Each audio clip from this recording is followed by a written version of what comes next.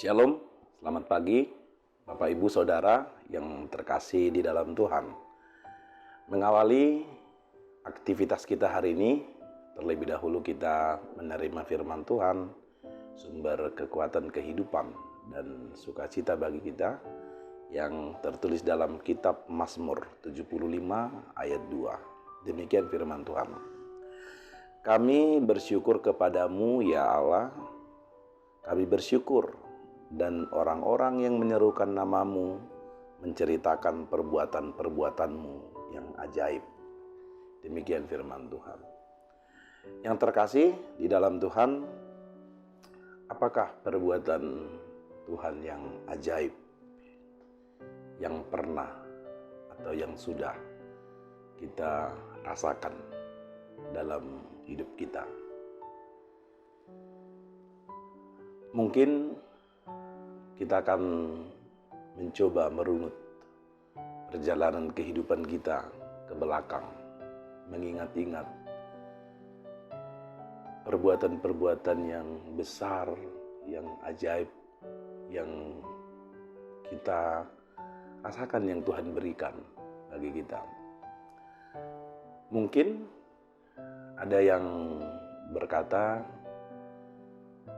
keajaiban yang pernah saya rasakan dalam hidup saya ini yaitu ketika Tuhan menyembuhkan saya dari sebuah penyakit yang sudah sangat lama, dan ada berbagai usaha yang saya lakukan untuk sembuh, tetapi akhirnya memang hanya Tuhanlah yang menyembuhkan lewat sebuah doa dan mukjizat. Atau yang lain juga di antara kita mungkin akan menceritakan keajaiban Tuhan lewat penantiannya yang panjang. Di tengah-tengah rumah tangga, perkawinannya yang sudah cukup lama, tetapi di beberapa tahun kemudian, bahkan mungkin dalam kurun waktu yang lama, Tuhan baru kasih buah hati atau keturunan. Yang lain mungkin keajaiban yang dirasakan, Tuhan memberikan sebuah pekerjaan yang sangat luar biasa, yang sudah lama dinanti-nantikannya, dan itu sangat membuatnya terkesima, terkagum kepada berkat Tuhan. Sesungguhnya saudara-saudara dikasihi Tuhan,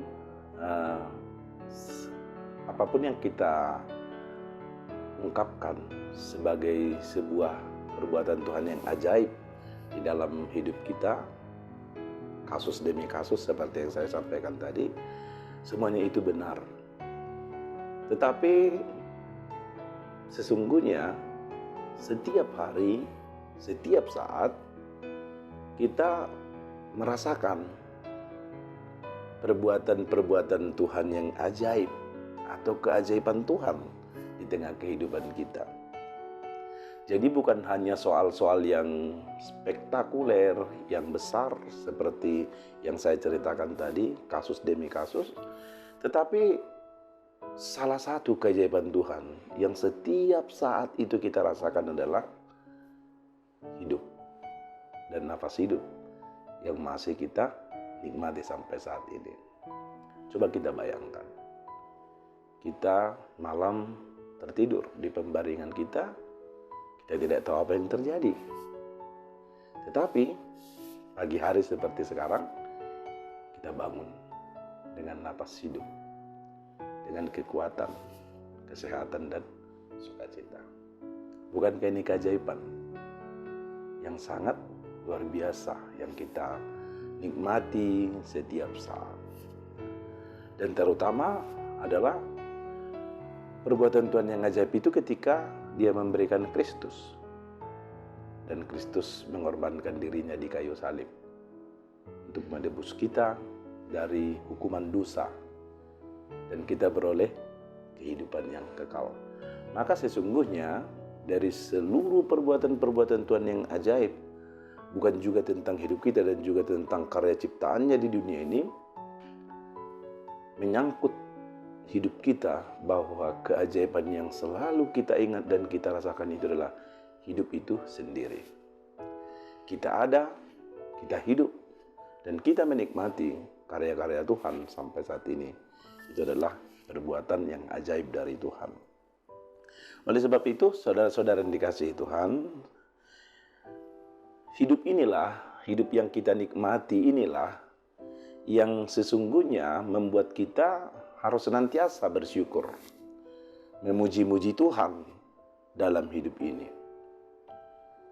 Hidup kita yang kita nikmati hari ini, yang Tuhan berikan, sesungguhnya ini mengingatkan kita betapa kita senantiasa harus mengucap syukur kepada Tuhan. Itu yang pertama. Yang kedua, dalam teks renungan kita hari ini, ternyata pemazmur menyaksikan dan mengaku bahwa mereka bersyukur. Dia bersyukur juga bukan karena apa yang dia terima dan dia rasakan dalam hidupnya. Artinya bukan hanya menyangkut tentang dirinya, tetapi ketika Tuhan pun memberkati orang lain dan orang lain bercerita tentang kebaikan Tuhan, bercerita tentang perbuatan yang ajaib dari Tuhan, pemazmur pun bersyukur. Jadi bukan tentang apa yang dia terima dari Tuhan dalam hidupnya, tetapi perbuatan Tuhan dan karya Tuhan bagi orang lain, bagi ciptaan lain, pun turut mendorong dan menggerakkan menjadi alasan pemazmur untuk bersyukur dalam hidup ini. Yang terkasih dalam Tuhan, ada sebuah kisah. Jadi suatu waktu di sebuah gereja, di dalam warta, pada saat pembacaan warta, dibacakan satu keluarga memberikan ucapan syukur kepada gereja dengan jumlah yang cukup besar. Karena anak mereka berhasil diterima di sebuah lembaga negara. Karena sukacita dan rasa syukur mereka memberikan ucapan syukur ke gereja. Lantas ada beragam respon dari jemaat yang mendengarkan. Sebagian jemaat ada yang tidak mau tahu dengan hal itu, artinya biasa saja. Tetapi jemaat yang lain juga ada yang memberikan respon yang kurang baik. Respon yang kurang baik yang dimaksud, kenapa harus sebut nama? Supaya ditahu oleh banyak orang. Baru seperti itu. Baru jumlahnya seperti itu, ucapan syukurnya. Sudah pamer. Supaya dikenal oleh semua orang, maksudnya gitu. Tetapi ada beberapa jemaat yang menyambutnya dengan positif, dengan baik. Salah satu di antaranya adalah jemaat yang sudah janda. Seorang ibu yang sudah janda dan dia sudah tua. Mendengar warta dan berita, laporan ucapan syukur yang dibacakan oleh majelis, dia kagum. Kagumnya pada Tuhan. Betapa baiknya Tuhan itu bagi mereka. Dan mereka juga betul-betul jemaat yang mensyukuri berkat Tuhan. Jika Tuhan berkenan, saya pun ingin dan rindu untuk seperti mereka, beliau memberikan apa yang bisa saya berikan sebagai ungkapan syukur saya kepada Tuhan. Demikian dalam hati dan pikirnya seorang ibu janda ini. Artinya dari kisah ini, saudara-saudara, bahwa perempuan itu, janda itu, ikut bersukacita dan bersyukur, memuji Tuhan. Bahkan dia terinspirasi dan termotivasi oleh perbuatan baik, oleh cerita yang baik, oleh kisah yang baik yang disaksikan oleh jemaat yang mengucap syukur kepada Tuhan lewat gereja. Dan itu juga lah yang ditekankan hal yang kedua dari nas renungan kita hari ini. Bahwa banyak hal yang membuat kita bersyukur dalam kehidupan kita. Selain dari diri kita sendiri, berkat Tuhan yang kita terima, penyertaan Tuhan yang begitu ajaib dalam hidup kita ini, peristiwa-peristiwa yang terjadi di sekitar kita atau pengalaman baik yang dirasakan oleh orang lain sebagai kebaikan Tuhan bagi mereka, itu juga patut untuk kita syukuri kepada Tuhan. Sebab hidup yang bersyukur adalah hidup yang dikehendaki oleh Tuhan. Semakin sering kita bersyukur, maka hati kita dipenuhi oleh damai sejahtera, sukacita, kebaikan dan kebahagiaan. Sekalipun kesulitan demi kesulitan masih harus kita hadapi di tengah-tengah kehidupan kita.